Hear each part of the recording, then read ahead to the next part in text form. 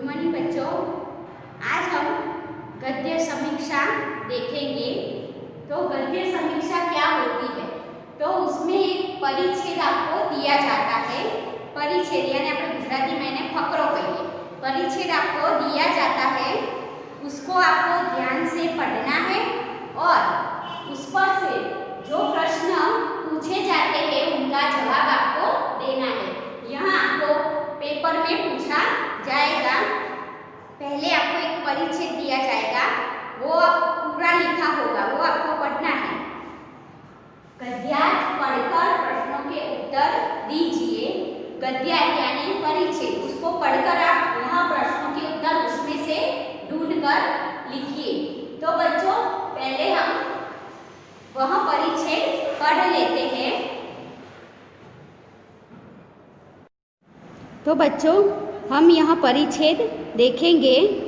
हिंदी हमारी राष्ट्रभाषा है।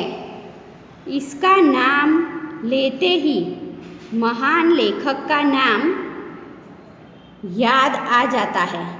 जानते हो वे कौन है? वे है प्रेमचंद। प्रेमचंद गरीब परिवार में पैदा हुए। उनका जीवन गरीबी में ही बीता, लेकिन कहलाए वे बादशाह। लोग उन्हें उपन्यास के सम्राट कहते हैं। उन्होंने सैकड़ों कहानियाँ भी लिखी। आज भी उनकी कहानियाँ पढ़कर लोगों को नई राह मिलती है। तो बच्चों अब हम इस परिच्छेद के आधार पर प्रश्नों के उत्तर देखेंगे। बच्चों हमने यह परिच्छेद ध्यान से पढ़ लिया है। अब इस परिच्छेद पर से हमें यह प्रश्नों के उत्तर देने हैं। पहले हमें उसके अंदर से ढूंढना है प्रेमचंद कौन थे। तो मैंने आपको बताया कि वह एक महान लेखक का नाम याद आ जाता है। तो कौन? तो वो प्रेमचंद। तो हमें यह पता चल जाता है कि प्रेमचंद कौन थे। तो महान लेखक थे। प्रेमचंद का जीवन कैसे बीता? प्रेमचंद का जीवन कैसे बीता? तो हमने परिच्छेद में देखा है, परिच्छेद में कि उनका प्रेमचंद गरीब परिवार में पैदा हुए थे। तो कैसा बीता हुआ होगा? गरीबी में। प्रेमचंद का जीवन गरीबी में बीता है। तीसरा प्रश्न है, लोग प्रेमचंद को क्या कहते हैं? तो यहाँ पर हमने यह पढ़ा, लोग उन्हें उपन्यास सम्राट कहते हैं।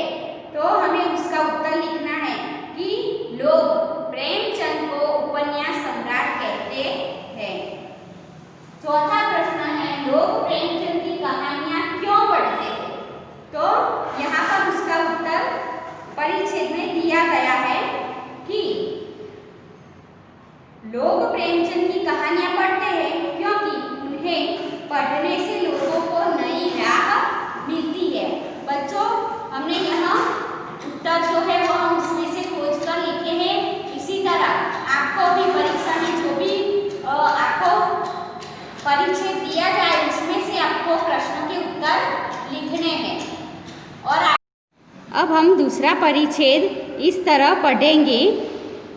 खेल दो प्रकार के होते हैं, मैदानी खेल और कमरे में खेले जाने वाले खेल।